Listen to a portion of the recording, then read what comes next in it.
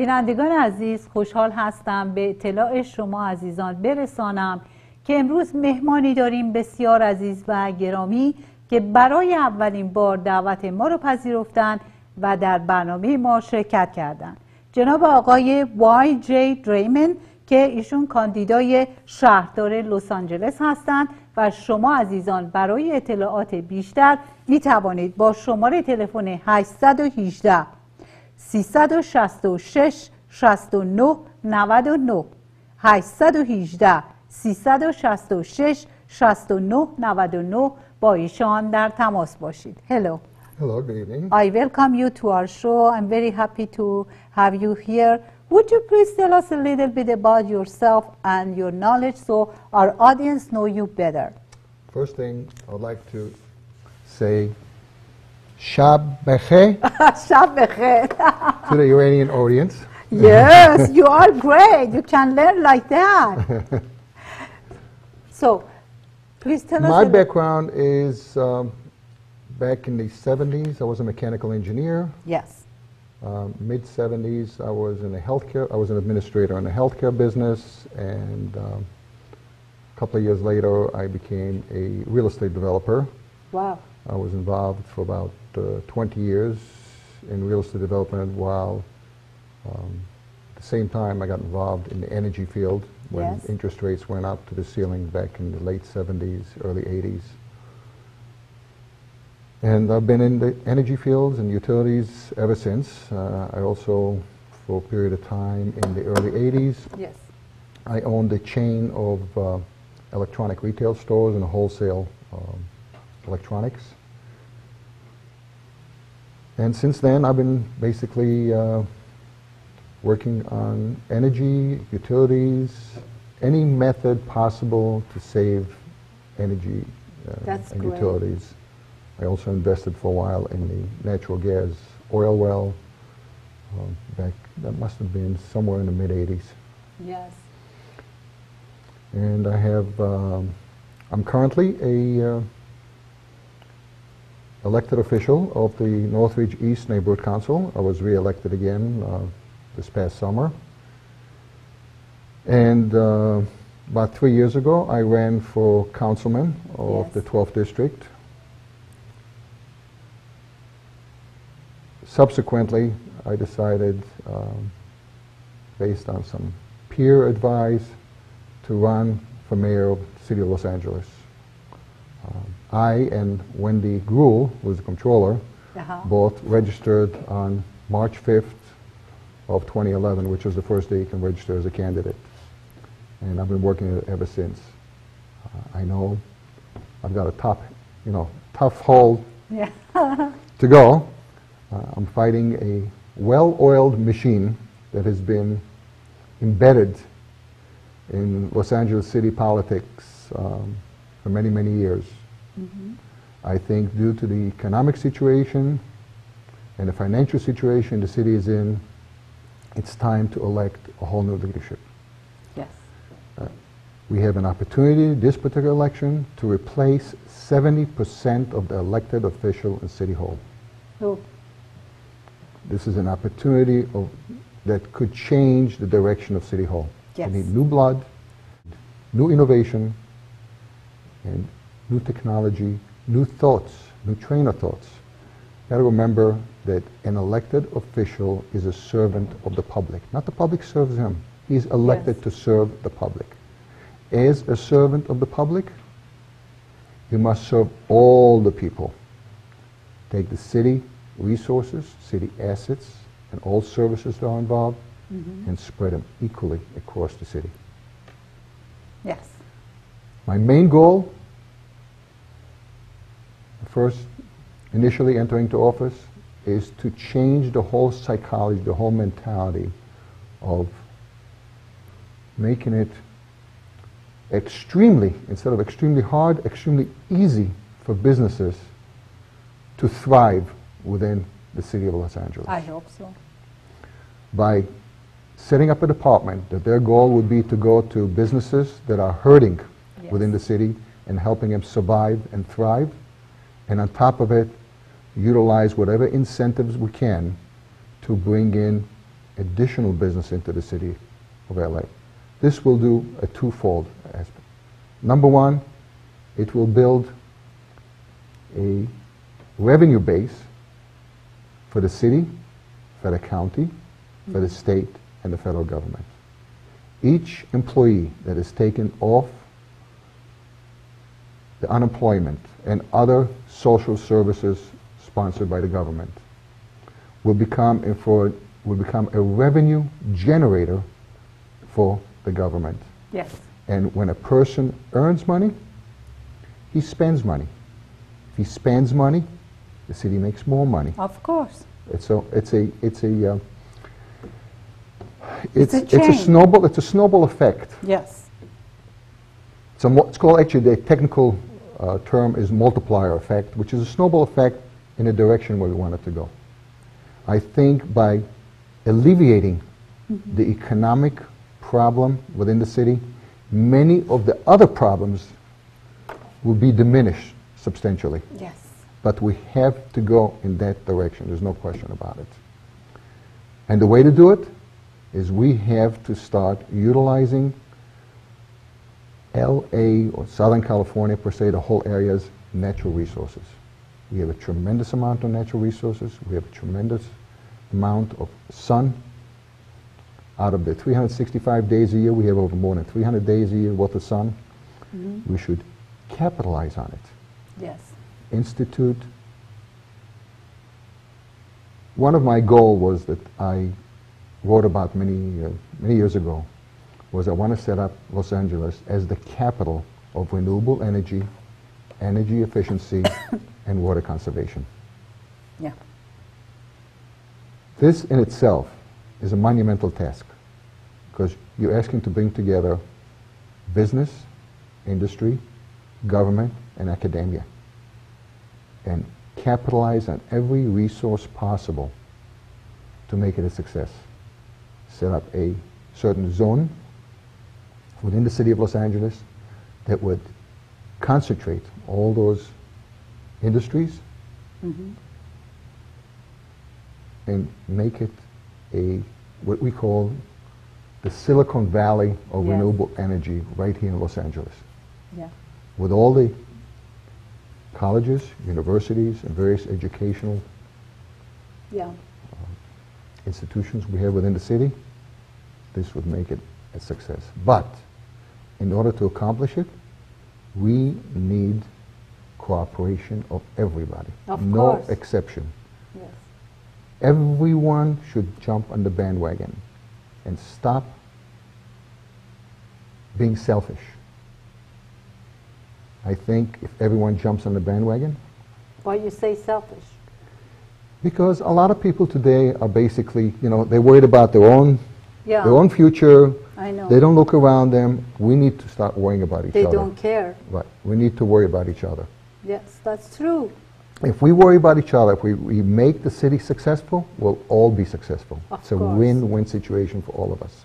That's We have true. to address the educational system, and we have to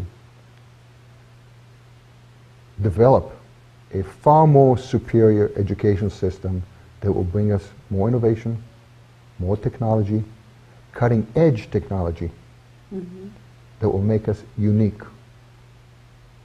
That's the only way we're going to survive. We have to address our fiscal situation. Yes. We have to address the traffic situation that we have within the city. All those issues are imperative.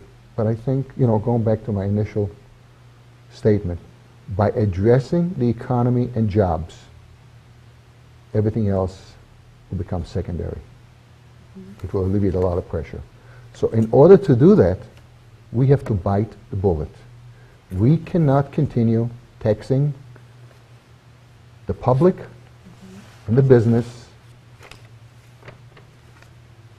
to no end. Yes. What you're doing is you're chasing everybody out of the city. We've lost a tremendous amount of business and people within the past 4 years out Yes. of LA. That has caused a revenue reduction to the city of LA, which is hurting. So the key is, again, capitalize on inviting in enticing, if you want to use the word, enticing businesses to come into the city. It shouldn't take, reduce bureaucracy, give incentives. Again, you give an incentive, it's not really going to cost you that much money because the incentives are going to be more than offset by taking the person, the unemployed, off the unemployment line and city services and government services and make him a revenue generator. Yes. So it is imperative that we go in that direction. That's true. What happened? You were in the business. Suddenly you come to the politics. What happened? Your world is changing. Well, I never dreamed in my life I'd get involved in politics. But the situation, the way it stands, I have vast experience, as you can tell from what I've told you, my background. I think my background could help substantially. What is your background? Being a mechanical engineer, a healthcare administrator, real estate developer, an operator of a chain of stores, and an energy and utility consultant. It makes you to come for this. It's not make me, it gives me a background I think that helps. Yes. And I was you know what's going on. I was originally involved in the neighborhood council, and then I went for councilman, and that got me more and more involved in politics. Yes. And then I felt, you know, I'm getting a little later in my age, and I want to utilize my knowledge and expertise for the betterment of the public, not just myself. Yeah. Do you like talk about your family life? My family life? Yes. Well, it's very important. I have. Your family is everything. It's your energy. And I see your wife is here too. I got married. She's supporting you. She's the best thing. She's the best. She's the best thing in my life. I know, I know. I'm married to her for over 40 years. 40 years? Yes. You look very young. I have a son who's going to be almost 40. Really? Yes. Oh my God. He's, you look so young. Yeah, he's an entertainer. Oh, and? And his name is David Draiman. And I also have a son named Benjamin Draiman, who is a psychologist, social service. That's and he good. also recently also got involved in the music business. Oh, very good, very good. So when you elected as a mayor of Los Angeles, what you want to do for economy? Because economy look a little bit sick in Los Angeles. Mm-hmm. What you're going to do about it? As I told you earlier, I'm going to make it enticing for businesses to relocate back into LA. First thing, you got to save whatever we got here that's hurting, that's about to close. That's a key. Yeah. You start with the existing business because they're already here. You want to save them. And then you go further and bring in some outside businesses to help. Yeah. By bringing businesses, you're creating employment. When you create employment, you create revenues for the city and the state and the county and the state and the federal government. Do you think our problem is going to be solved like that? Yes, I think it does. We have a tremendous amount of natural resources that we have to capitalize on. We can convert, you know, we have a lot of hydrocarbons within the city of LA and surrounding area, which needs to be developed. And we could utilize the development of those hydrocarbons, gives us permanent jobs here in Los Angeles. Those jobs are good paying jobs. They're here to stay. You know, we cannot, those are the kind of jobs that cannot be done in China or Saudi Arabia or anywhere else. It's got to be done right here in our area. And if you think like that the problem is going to be solved? Well, it creates jobs. It makes us energy independent, makes us economically independent. So why they are bringing from there now, the business? Why? What happened? One of my, if you want to call it a pet project, is I think that us as a nation of innovation, technology, and the workforce that we have, we should insist on products made in America. Enough. Yes. Exporting all our manufacturing and even some of our service business outside this country. Yes. we can manufacture a better product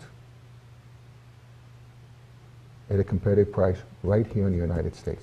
Do you think the price is going to be better here? I think the price could be competitive. I don't know, better. And you get a better product. It's going to be there's an cheaper old for saying, us? There's an old saying that says you get what you pay for. Yes. I've bought personally some products from China, Uh-huh. and it falls apart in your hand within a year. Okay. Most American products that I've used have been by far superior. So even if you pay a little more, aren't you ahead of the game? Why not? You're ahead of the game. Yes. But we have to have everybody working together. That means the unions, labor, the workers, everyone. Yes. There's no exception. You got to We sit have- to the table, yes. and everybody's got to give in a little bit. Nobody's going to get everything they want, but everybody's got to give in for the sake of all of us, not just for the Yes. sake of the few. Yeah, that's true. So you think we have to be nice to each other, help each other. That's the thing that I always talk on TV and ask people to be nicer to each other. Help, you know. You know what? Asking people to be nice is one thing. Instilling the will within themselves to be nice is, how would I even explain it? It's got to be ingrained into you. It's got to be, That's very you know, true. That's it's got to be very ingrained. true. It's got to be ingrained into you. Yes. And you've got to do it of your own free will. You cannot be forced. Yeah. We have only 2 minutes. So tell us what you are going to do for the people when you elected as a mayor, how you are going to find it out, what is the problem for the people, how they can touch with you. Well, I'm planning on having a 4-hour-a-week window. Every where- week. Every week Uh-huh. in City Hall, where anybody in the city can come to the mayor's office and voice their problems, their frustrations. That's great. I cannot promise I'll be able to help everyone, but But- I'll be able to listen and see what areas we can address properly. با تشکر فراوان از جناب آقای وای.جی دریمن، شماره تلفن ایشون رو بار دیگه برای اطلاع شما عزیزان اعلام می کنم. 818 366 69 99 818 366 69 99. بینندگان عزیز با ما همراه باشید. Thank you so much for coming to our show. I hope to see you very soon. Thank and you. be success.